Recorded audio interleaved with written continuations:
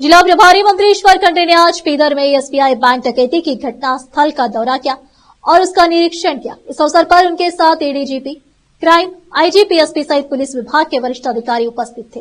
जिला प्रभारी मंत्री ईश्वर खंडे ने घटना के बारे में जानकारी प्राप्त की और अधिकारियों को घटना की जांच में तेजी लाने के निर्देश दिए। आरोपियों को ढूंढने के लिए विशेष जांच दल गठित किए गए हैं और वादा किया गया है कि आरोपियों को जल्द ही ढूंढ लिया जाएगा और उन्हें कड़ी से कड़ी सजा दी जाएगी।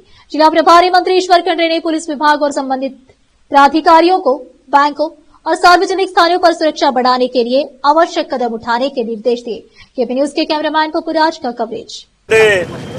ಪ್ರಕರಣ ಆಗಿದೆ ಅತ್ಯಂತ ಆತಂಕಕಾರಿಯಾದಂತ ಒಂದು ಪ್ರಕರಣ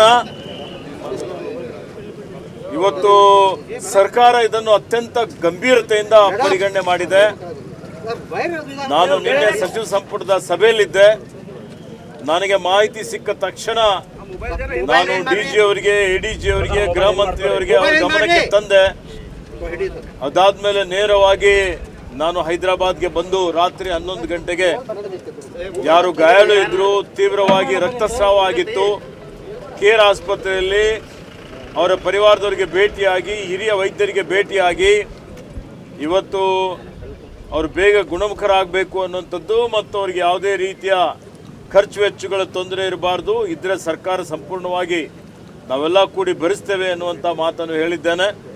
ಅದೇ ರೀತಿಯಲ್ಲಿ ಯಾರು ಇವತ್ತಿನ ದಿವಸ ದುಬ್ಳುಗುಂಡಿ ಇಲ್ಲ ನಮ್ಮ ಬಗ್ದಲ್ನವರು ಒಬ್ಬ ಯುವಕ ಇದರಲ್ಲಿ ಬೆಮೆಳ್ಖೇಡ ಯುವಕ ತನ್ನ ಜೀವ ಕಳ್ಕೊಂಡಂಥದ್ದು ಅತ್ಯಂತ ಅತ್ಯಮೂಲ್ಯವಾದಂಥ ಒಂದು ಜೀವ ಇವತ್ತು ಅತ್ಯಂತ ದುಃಖದ ಒಂದು ಸಂಗತಿಯಾಗಿದೆ। ಆ ಮೃತಪಟ್ಟಂಥ ಯುವಕನ ಪರಿವಾರ ಜೊತೆ ನಾವಿದ್ದೀವಿ, ನಮ್ಮ ಸರ್ಕಾರ ಇದೆ। ನಾನು ಈ ವಿಷಯದ ಬಗ್ಗೆಯೂ ಸನ್ಮಾನ್ಯ ಮುಖ್ಯಮಂತ್ರಿಯವರ ಜೊತೆಯಲ್ಲಿ ದೂರವಾಣಿ ಮುಖಾಂತರ ಏರ್ಪೋರ್ಟಿಂದಲೇ ಮಾತನಾಡಿ ಮತ್ತು ಅವರ ಪರಿವಾರದ ಕೆಲವೊಂದು ಅವ್ರ ಜೊತೆಯಲ್ಲಿ ಇದ್ದಂಥವ್ರು ನಿನ್ನೆ ಸಂಪರ್ಕ ಮಾಡಿದ್ದೇನೆ, ಮಾತನಾಡಿದ್ದೇನೆ। ಅವರಿಗೆ ಏನು ಆ ಪರಿವಾರದವರಿಗೆ ಒಂದು ಪರಿಹಾರ ಕೊಡುವಂಥದ್ದು, ಅವರಿಗೆ ವಿಶೇಷ ಪರಿಹಾರ ಕೊಡಬೇಕು ಅಂತೇಳಿ ನಾನು ಮುಖ್ಯಮಂತ್ರಿಯವರಿಗೆ ಮನವಿಯನ್ನು ಮಾಡಿದ್ದೇನೆ। ಮತ್ತು ಸಮಾಜ ಕಲ್ಯಾಣ ಇಲಾಖೆ ವತಿಯಿಂದನೂ ಅವರಿಗೆ ತತ್ಕ್ಷಣವೇ ಪರಿಹಾರ ಕೊಡಲಿಕ್ಕೆ ಸೂಚನೆಯನ್ನು ಕೊಟ್ಟಿದ್ದೇನೆ, ಜಿಲ್ಲಾಧಿಕಾರಿ ಅವರಿಗೆ ಹೇಳಿದ್ದೇನೆ। ಮತ್ತು ಅವ್ರಿಗೆ ಯಾರಿಗಾದರೂ ಒಬ್ಬರಿಗೆ ಅವರ ಪರಿವಾರದವರಿಗೆ ಒಂದು ಸರ್ಕಾರಿ ಉದ್ಯೋಗ ಕೊಡುವಂಥದ್ದಕ್ಕೆ ಮುಖ್ಯಮಂತ್ರಿಯವರಿಗೆ ವಿನಂತಿಯನ್ನು ಮಾಡಿದ್ದೇನೆ। ಅವರಿಗೆ ಈಗ ನಾನು ಬೆಮೆಳ್ಖೇಡಗೆ ಭೇಟಿ ಕೊಟ್ಟು ಆ ಪರಿವಾರದವರ ಸದಸ್ಯರ ಜೊತೆಯಲ್ಲಿ ಸಾಂತ್ವನ ಹೇಳಲಿಕ್ಕೆ ಈಗ ನಾನು 2 ಗಂಟೆಗೆ ಅಲ್ಲಿಗೆ ಹೋಗ್ತಾ ಇದ್ದೇನೆ।